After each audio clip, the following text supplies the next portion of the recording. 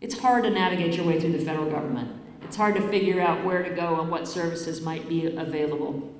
So these centers are designed to coordinate and share governmental and non-governmental job training, education, and health awareness opportunities for the citizens of the freely associated states.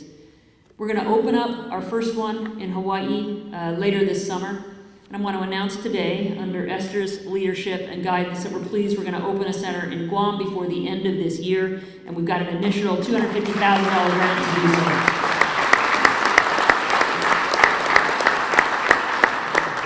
so. Officials hope that by helping FSM migrants better adjust to Guam, it will also help mitigate the strain on public resources. The One Stop Center is just part of Interior's strategy to pull together as many resources as it can in the face of scarce funding. In 2013 alone, Governor Calvo estimated the cost of Guam of FSM migration was $128 million.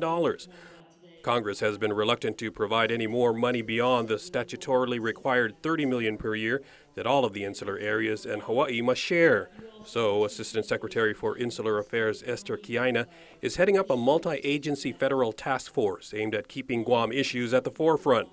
Represented on the group will be the Departments of Health and Human Services, Education, Homeland Security, Housing and Urban Development, Labor, and Defense. You know, in our work in the insular areas, just as we have in Interior's work with the Indian tribes, what is most important is just keeping these issues on the radar. And all the jobs of the cabinet secretaries are big and complex and require prioritization. But unless we have a steady voice, which we have with Esther Kiaina, and we will have with this interagency group, it's too easy for it to drop off the radar. The Secretary also said Guam is a critical hub in America's strategic rebalance toward Asia.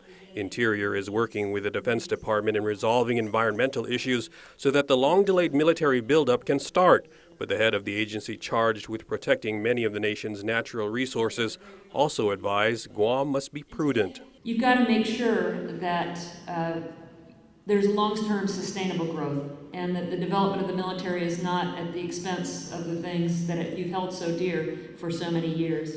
In a whirlwind stopover on Guam, the Interior Secretary also visited the Veterans Memorial to lay a wreath and the War in the Pacific National Park to learn about the damaging impact of the rhino beetle on the local environment. For Guam's News Network, I'm Nestor Lecanto.